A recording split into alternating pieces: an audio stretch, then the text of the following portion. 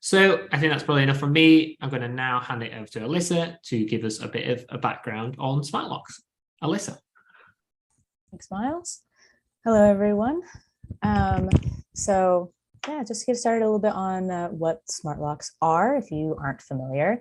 Smart locks allow you to automate the sending of your door codes to your guests, so you don't have to, work those out, create them every time, send manual messages.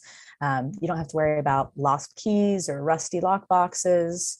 I used to have a management company, and rusty lock boxes are terrible for everyone. So these help with those. It also gives you a lot of increased security because you can control when those codes are active, and they'll expire after checkout and things like this. So people can't access your property just at any time, which is the case when you just have one code that you give to all of your guests, for instance. Just giving a little stats on our setup, we have a little over 4,100 smart lock users as of about an hour ago that are connected to us. Out of those users, there are over 10,600 smart locks connected. So obviously people are using on many properties, multiple doors on their properties, and we handle all of that. And then, as you can see, quite a lot of successfully provisioned codes across reservations. Oh, can you go back one?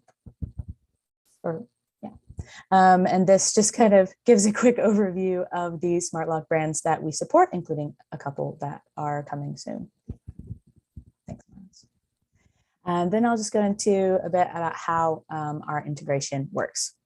So first off, of course, to get going, you need to connect. If you go to the next slide. And we have the just a full description of how to get your smart lock connected in the help article, How to Connect My Smart Lock. Somebody will put the link to that help article in the chat as well. But to give the basics first, just make sure you're using a supported smart lock. We do have documentation on all of the different smart locks that we support. Just make sure it's a supported brand. I think the important thing to note is that for even some of the lock brands that you saw, there are ones that don't have keypads. You just have to, you'll have to make sure it's one that has a keypad. It can't be one that is solely opened from a mobile app, for instance. My apologies, everything's beeping over here. Sorry about that. Then you would go into your Hospitable app, connect your smart lock app in the app section. Once you do that, all of your locks will get imported onto our end, and then you can match each of those locks to the property where they're installed. So that means that, you could, of course, you could have a lock that is connected to multiple properties if there was like one entrance for more than one property, or you could have multiple locks connected to one property, like a front door or a back door. We support all of that functionality. So that's how you would match the locks. As soon as you have matched you've matched your lock to a property, we then attempt to match all of your current reservations with the existing codes on your lock. Next slide. Now, after we get all connected, just kind of going into general, like how this works. And again, there's a help article on how the smart locks integrations work. You'll see that help article in the chat. So as soon as a reservation is booked, we create a code for it on our end, and we send it to our integration partner. Now, if the reservation timing is altered, your code timing will be as well. So if somebody extends their reservation, or you decide, okay, I actually want an early check-in, I want to offer them an early check-in or late checkout or something like that, you can update your check-in and checkout time in the Hospitable app, and that will immediately change their code timing. Any altered reservations, the same thing. If you like having a buffer set up for all of your reservations, just to make sure there's a little bit of time, you can go into your smart lock settings and set up a buffer for all of those locks. A lot of people like to have like a 1 hour buffer, and it's not necessarily ones they communicate to their guests, but it's a good idea, especially for checkout, I think, because people are rushing around in the morning and maybe they get out 5 minutes late and you don't want the code to just stop working on them and then their bag is stuck inside and they have to contact you and all that business. So the buffers help with that. The status of each code is visible in the property access section of the conversation with your guest. So if you go in the inbox, go to their conversation, you can see that on there. And there will be a screenshot of what that looks like in one of the next slides. And this is just some details about the differences in our some of the integrations and related to mostly when the codes are actually sent to your lock.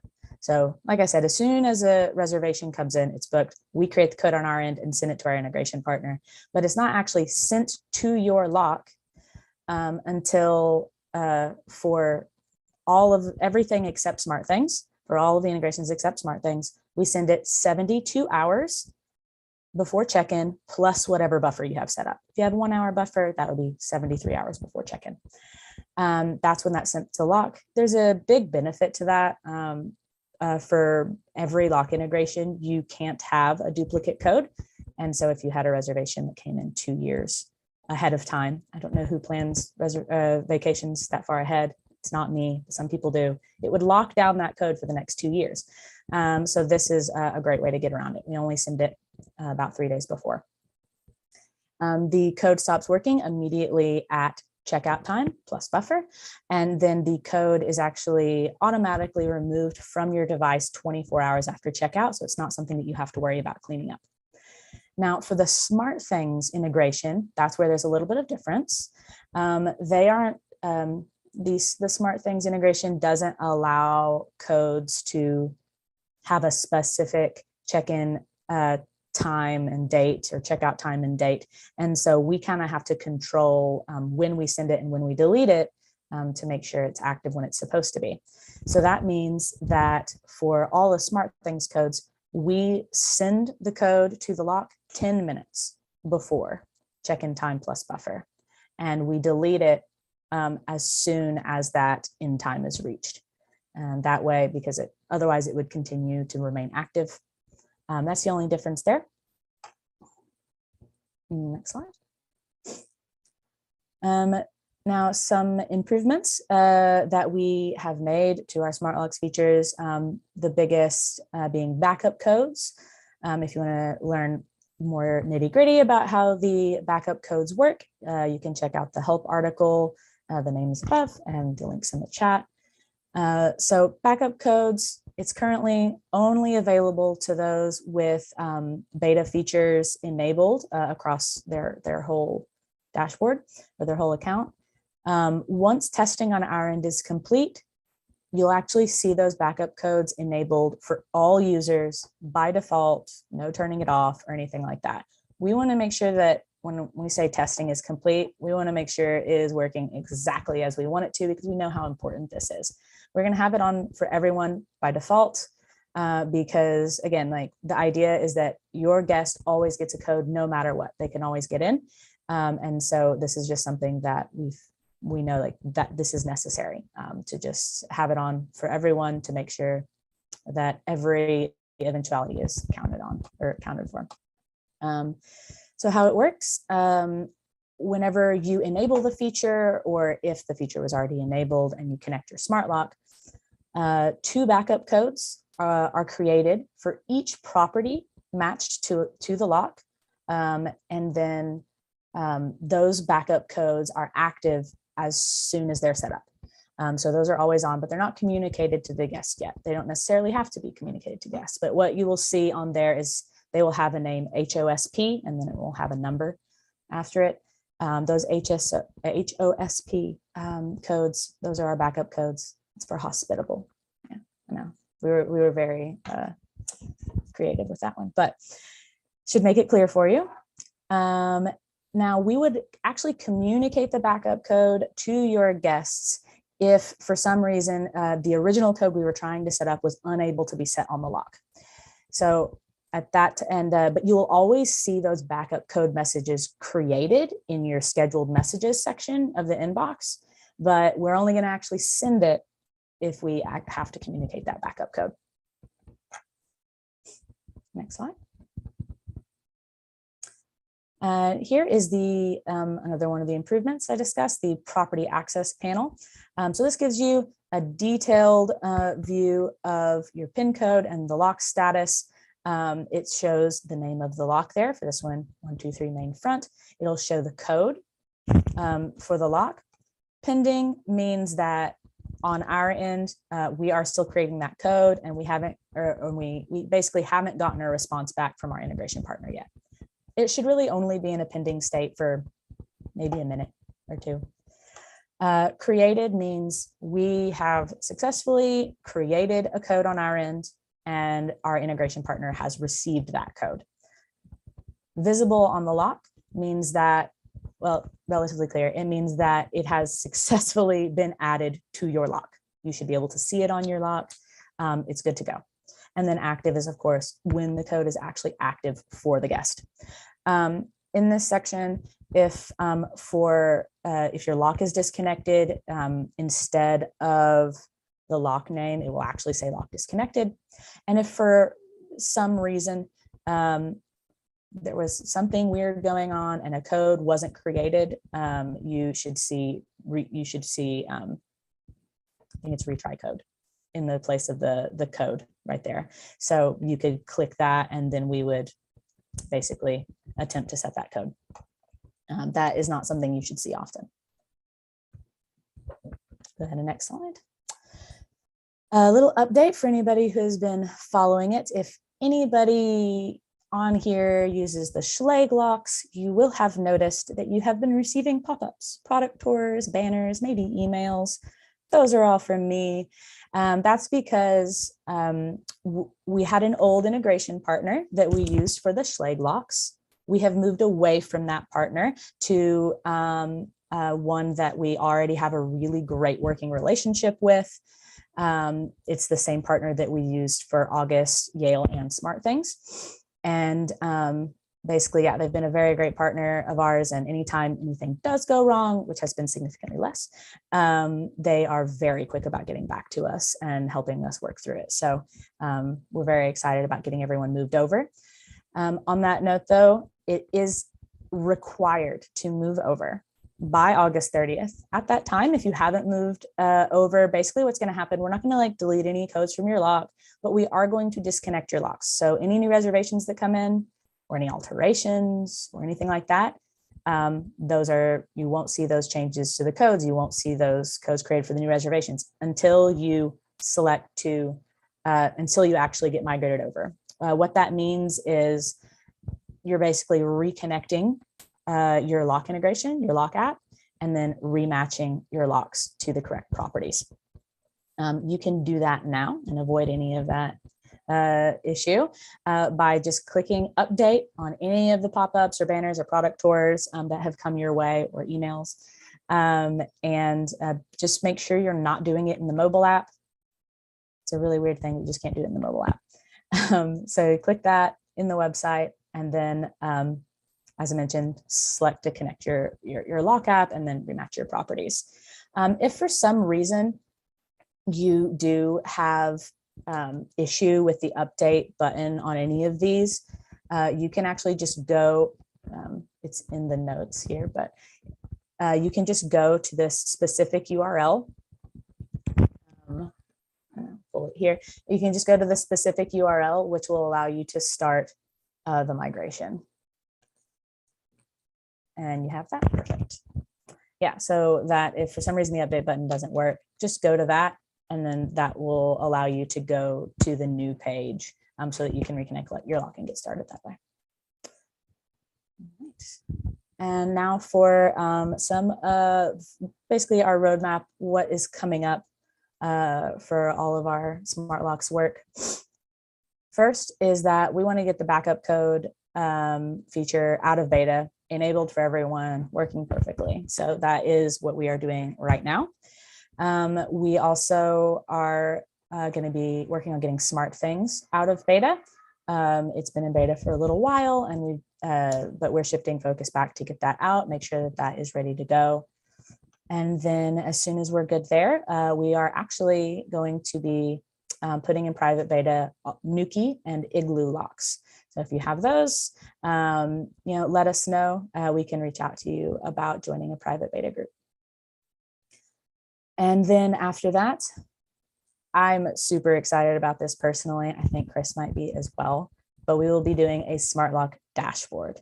We have all these integrations to all these lock brands, and there's a lot of information out around in the inbox, and there's a lot of functionality that we haven't been able to add yet. So we're going to do this dashboard, and then you can have it all in one place, see all of your codes, see the statuses, and kind of just keep that all in one place. So it should be a lot easier for you to use. And that's it. That's a breakdown of our smart locks and our features. So now basically just go into the Q&A. Yeah, Miles? Perfect. Thank you very much, Alyssa. Yeah, so now there's opportunity for folks to ask questions. If you have any questions, we'll just take a quick look at Q&A. I've not been able to have an eye on it whilst presenting, but feel free to raise your hand if you'd like to ask a question on stage. I know it can be easier to just speak the question rather than have to type it out, and make sure you get your point across. So use the reaction button at the bottom, and there is a raise hand button in there. And just like that, just on cue, Leon, I'm going to invite you on stage. Hello, Leon.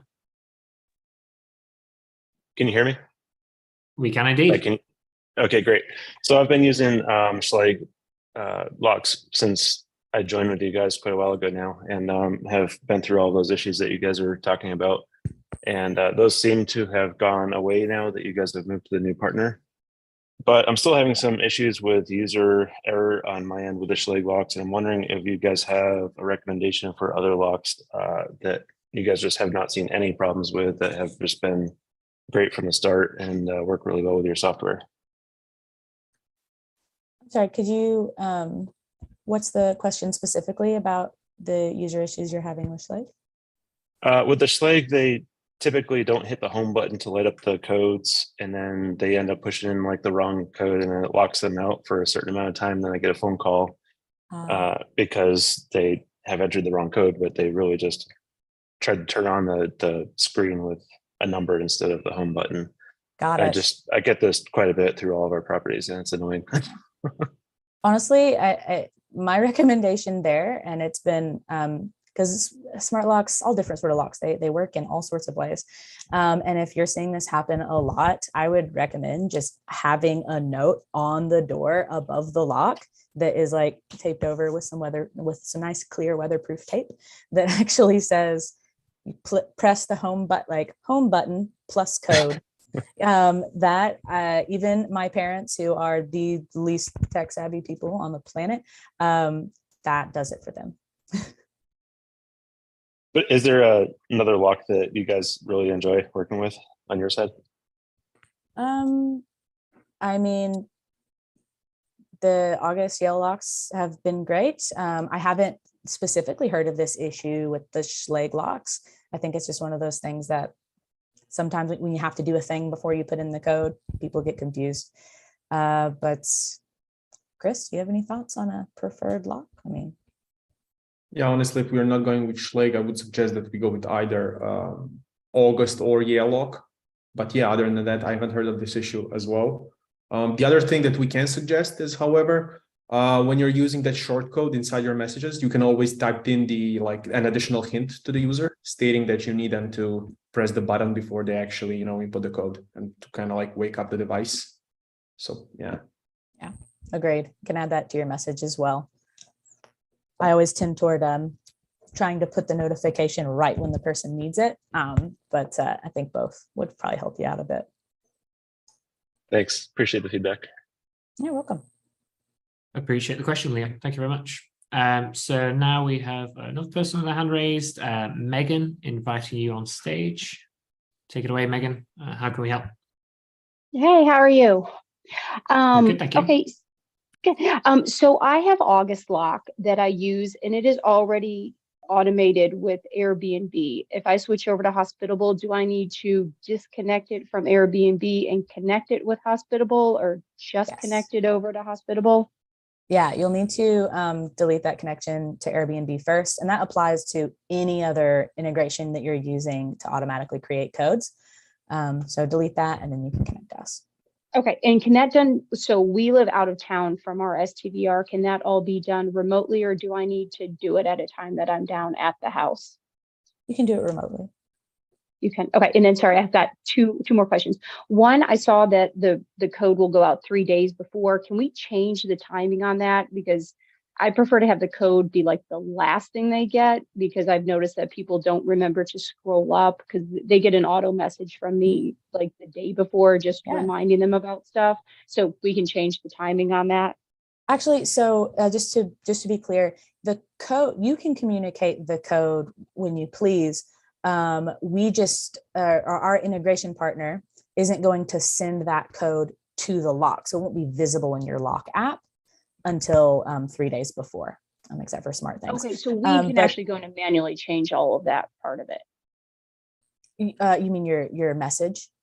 Yeah, the message and stuff. It's not coming from Hospitable on y'all's end. It just formulates in my inbox. I can decide exactly the wording and exactly when it gets sent out. Scheduled. Yes. Okay. As long as you're using, just make sure you're using that smart lock code short code, so that we're always communicating the code that we actually are trying to set or have set.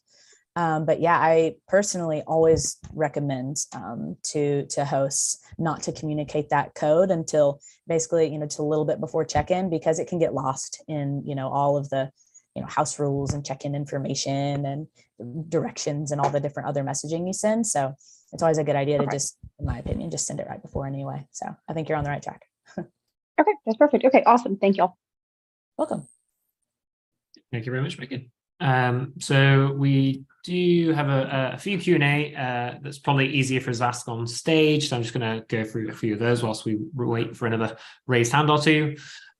So for Alyssa and Chris, if a code fails, this is from Anthony, by the way, if a code fails or doesn't set last for, can we get a notification about this error, or so we avoid these situations and do not have to manually check every guest moments prior to arrival? I think they had an issue where someone couldn't get in the night because there was a failure on setting that last for. You should be getting, if for some reason we aren't able to set any code on the lock, then you should be getting an email now from us. That's a code failure email. Are you using the smart lock code short code, or are you using like a phone last four or something like that? Is what I would want to know. Yeah, maybe Anthony can let us know in the chat. Yeah.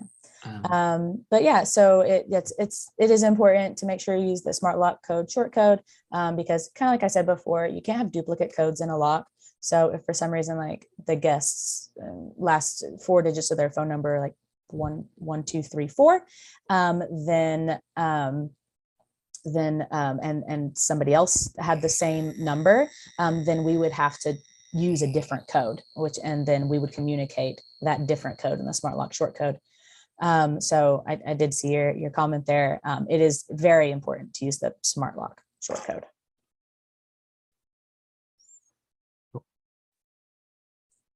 Yeah, Anthony, if you want to, there you go, you have a chance, just like that. Hi, Anthony, come on stage and ask your question. Hey, thanks so much. Sorry, it just does work easier. So we always use the last four of the mobile, and we do that simply because then we can just tell the guest. We don't even tell the guest the number. We just tell them it's the last four of their mobile. And I know that we can do a custom code or insert the code and such. We found it to be significantly easier for them to not have to remember anything. Many of our properties don't have very good cell access at the property, so they're like, oh wait, what was that code again? If they've been able to read the message in advance, we send it several times throughout their journey prior to actually coming to our homes. They realize they don't need to remember another number. They just know their phone number or the last four. So it's really easy. So for us, that's kind of a table stakes. So it has to stay the last four. But what we've had trouble with, and again, we use smart things, and we used to use our boy apps, and then you guys literally posted a blog about, hey, we now have a solution. And we use another PMS mainly, and then we've been migrating more towards Hospitable because of this integration. So just heads up on that. I said that every time I send in a support message. But for us, so it's important for us to have the last four. And then the request here is if the last four fails, so whatever that means, and it has to generate a random code. So if you believe that the code, that code's already in existence, which I know happens occasionally, pretty infrequently considering we only have a small amount on the lock, but let's just say it does. If we get a notification of that it's not the last four, that would allow us to then action versus where we are right now, literally before every check-in, because it only comes on. I honestly think it's changed even before check-in. Like it looked like it was going to be the right code, and then minutes before it changes. I don't know if that's true or not. I mean, but I've looked at them and they're not the same. I have to look at them like right before check-in to make sure that they're active because of smart things that you mentioned before, and then also make sure it's actually the code that is the last four, which has been a problem for people that check in the middle of the night and literally had to stay at a hotel. Sure, and this is partly why it's really important to use the smart lock shortcode as well. If you're always using that shortcode, then we will always, whenever that message goes out, we will be sending the code that we're trying to set. And if we get an alert back saying that we can't set that code, so we try to use a different one, then you don't have to be alerted to that code being changed as long as you're using the smart lock shortcode. I think part of the issue I'm hearing, and probably what I think Chris noticed as well, is that the code being communicated in a previous message was one, and then being communicated later, like right before the reservation, as being a different code, right? Well, in our case, since we're not literally telling them any numeric numbers. We're saying it's the last four of your mobile. So in this case, they wouldn't be again, I know if we use the smart code, which is the short code, then we would actually surface their last four of their mobile unless there was an error. Yeah. So I do understand that. So my request stands. So if it were possible that if it weren't going to give them, if it did change it to not being our selected last four, that we got a notification on that, to me, that would make me feel much more comfortable. Because again, imagine it changed 10 minutes before, like, and again, with smart things, that little window is tighter, 10 minutes before they're about to arrive, but they've been out of cell coverage for 30 minutes. Telling them at that point that it's changed to a different random number isn't going to be useful, unfortunately. And they're going to say, you told me it was this before, and then now it's not.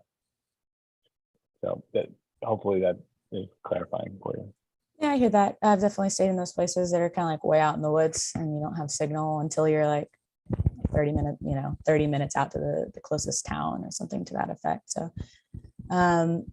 I can definitely understand that. I would suggest in your messaging maybe to say it should be the last four digits of your phone and then use the smart lock short code. I appreciate the feedback about wanting an alert if we do have to change the code when you have the last digits of the phone number as your setting. That's something that we'll definitely discuss. Thank you. Yeah. Thank you very much, Anthony. Appreciate the feedback there. So we now have John, who I saw submit a question for Q&A, but has decided to come on stage, which we appreciate, John. Would you like to ask your question live now? Oh yeah, super excited. No, sorry, I was trying to dig through some of the links you posted to see if I could find the answer, but if you could just clarify you're moving the Slage over to the Seam partner, right? Is that a third-party software that you need to pay for, or is that's going to be part of your Hospitable subscrition? It's all included as part of your Hospitable subscription, same as before. So essentially, it's both the previous integration partner, Unomi, and the current one and new one, Seam. It's just we have to pay for it, but we pay for it You just Okay. get it free. So Then, yeah. right. So on the website, I saw that you advertise Quickset as being a company that you work with, but that needs to be integrated through Remote Lock, it looks like. Yes, that's So right. that is that also, I haven't looked into it enough, I suppose. Is that also a third-party software that I need to pay for? Or is that also covered under the Hospitable? Remote Lock is one of those lock apps where they require users to pay for access. Okay. Yeah, which is why we have Schlage, for instance. Like Remote Lock technically supports Schlage, but we do Schlage through a Correct. different. We don't do it through Remote Lock so that you don't have to pay for that one. Yeah. Okay, I see that. Okay, that answers it. Thank you. Yeah, you're welcome. Thank you, John. Cool. So we have a couple of questions in the chat that I want to make sure we don't miss. Do try to keep your questions to the Q&A generally, folks, because we don't want to miss them. So first off, Mad Duke asks, we've been having an issue deleting codes. We're in the process of getting a new cleaner. And when we add a cleaner code in, we can't delete it because Hospitable keeps reading the code back in. This is a Schlage issue. Now I am guessing that you migrated from the Unomi connection. And so, and you're welcome to say if that was not the case. I assume you did, because during the migration, part of what we do to make sure all of your old codes get over is that we convert all of the codes that are on the lock to being managed, meaning we and our integration have control of them.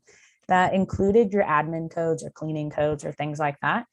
And one of the restrictions is that, you can't delete codes that we manage.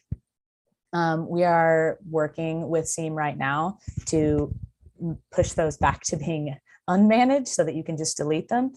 But what you can do right now, we can still delete those on our end. So you should be able to create a whole new code, and you will have control of that. We won't. But this previous code that probably got converted to being managed, if you reach out to support, they can go to our Seam portal, and we can manually delete the code for you, so you don't have to worry about it. And I am sorry about that. Great. And yeah, and to reach out to support, use support@hospitable.com, or there is the chat functionality at the bottom right-hand screen of our website too. Yes. Cool. So an unusual question from Ryan here. I'll read it out and see if you have any ideas. So I have an issue with a Schlage integration where the name of the access code is being altered with random letters and numbers. For example, Billy Bob was auto-generated in my lock app. The name comes through as it's Billy Bob, but with a bunch of numbers in there, basically. Also, deleting access codes will reappear again. Never had this issue before. Hospitable integration, any ideas? So it's the same thing, like as I mentioned for the last user, whenever you try to delete a code that we manage, for instance, like a reservation, that's been like that, the code is related to reservation. We manage it, so you can't delete it in the lock app, but we should automatically delete that code 24 hours after checkout. As for the random numbers, Chris, you can speak to this as well, but it's something that Seam, our integration partner, was doing. They should have stopped doing that though. But it was something they were doing. Basically, it allows every code name to be unique because they're adding like some random characters at the end. And then they were able to like kind of like better one-to-one match. But I believe they got rid of that. Yeah, they didn't since they moved over to the official Schlage API. So I'm pretty sure that this code was created way in the past. So I think probably a month or maybe 2 months ago, something like that. I'm not really sure of the date when everything was moved. But if the code was created before, we will not change the name of it, obviously. So basically the name will going to stand. All of the new codes moving forward will have your correct guest name, basically. Yeah. Yeah, all the ones going forward. It wasn't that long ago. It was because I'm the one that I remember discussing this with Seam while you were gone, Chris. But it was probably a couple weeks ago, maybe 2-3 weeks ago. They stopped doing that. What is time? I don't know. And just to confirm, because Ryan's kind of chipped in with that as well, that'll be based on the date that the code was created. So if the code was created 3 weeks ago, even if there was a check-in yesterday, then it may still be affected, but any codes created going forwards shouldn't have that issue. Yeah. Right. Perfect. Thank you. Cool. So we do have a couple more Q&A questions. Just a reminder though, folks, for anyone that joined late, if you'd like to raise your hand and speak on stage, you can use the reaction button at the bottom. There is a raised hand functionality in there. Otherwise, we'll go to the Q&A. So Alyssa, time for you to put your, or Chris, it's time for you to put your sales hat on. So what's the benefit from our perspective of using remote lock with Hospitable specifically? Why Remote lock integrate with specifically? Hospitable? Yeah, it was essentially the integration of using Hospitable with that basically. So yeah, not smart locks in general, but remote lock specifically. Why? Well, it's worded remote lock, so I mean, give us both, I guess. Okay.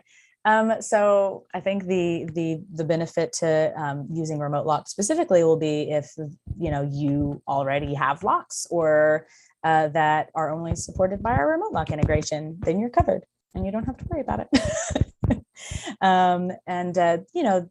I know for a while there too, the Schlage locks in particular were really, really hard to come by.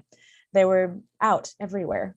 It was the Schlage locks, right, Miles? I think it was that. Yeah, Schlage and code ones. Yeah. It's impossible to get them anywhere. And yeah, so if you're finding that to be the case, you can't get some of these other ones at any of your stores, or they're just ridiculously expensive or something, then yeah, you can always use remote lock, and that would give you access to key encode and open edge locks, and they also, of course, integrate with August and Yale. I know it wasn't super salesy, but I'm not in sales. So. It's a good effort. It's a good effort from the product. It's okay. Thank you very much. And hopefully that answers the question. Okay. So there's plenty more. Next up, question from Matt. Do I have to resync my locks every time I add a new permanent code? I've had problems in the past with the permanent codes getting deleted. That is, you're adding like an admin code that's always on to your lock. That's what I understand from it. And they're getting deleted when you're creating new ones now. So if that's the case, if they're getting deleted when you're creating a new code and it goes on there and it's getting deleted now, you should contact support, because that shouldn't be happening. If it's an admin code, if you were one of those people that migrated and these were admin codes before, well, no, that'd be different. They're getting deleted. No, I think you should just reach out to support. We will help you. Okay. It sounds very specific. Feel free to reach out, Matt, at support@hospitable.com, and we can help you with that one. Chris, have you seen anything about that? Did you have comment too, or just kind of support? No, honestly, I think we should reach out to support. I'm not really sure even if this is a Schlage integration or maybe some of the other integrations. So that's the first question, It could have been that it's like the SmartThings integration, because those only work with permanent codes, which means that all of the codes on the lock are permanent. Mm-hmm. So could have been something there. I don't know. We need to look deeper into that. So that's for sure. See, I said it's when a guest checks out that it deleted some of the permanent codes. So yeah, definitely reach out to support about that. There are a lot of things that it could be, but it shouldn't be happening. So just let us know. Yeah, I mean, if the code is created outside Hospitable or basically created manually on the lock, we do not have any info of that code. So basically, I'm not seeing how we can delete that code directly from Hospitable in the first place. So honestly, I don't know. We need to check this out, honestly. Yes. Thank you.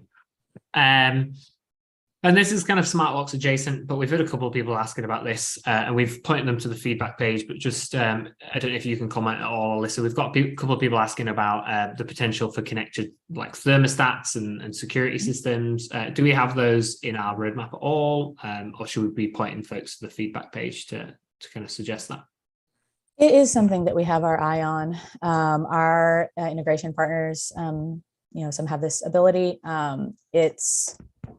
not immediate. So I always say, if we're not telling you we're working on it at this exact moment, it's always helpful to add your votes to the feedback section. It kind of helps us to know when we have our product discussions of like what we should do next, and we're kind of assessing.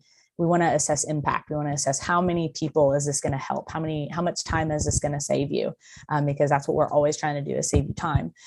So if you go in, you click that you want to support thermostats, then we know how many users are going to be, like yourself, are going to be impacted by that and be able to save time. So, but it is definitely in our sites. I'll say that. Cool. Thank you very much.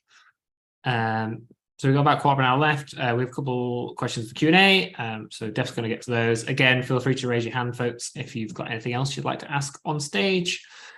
So M asks, I have completed the update and a guest checking in 2 days from now does not have a code generated in my Schlage app.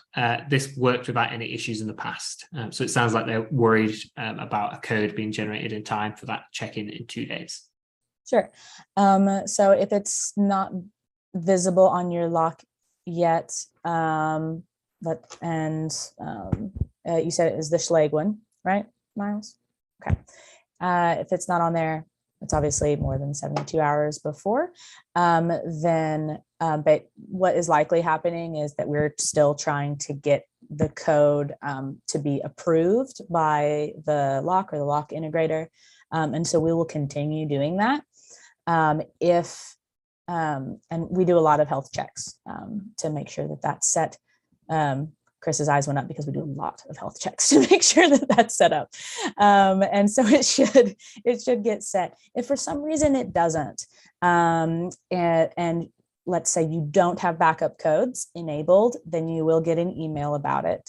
If you do have backup codes set up, then we will send that backup code to the guest if it doesn't get set.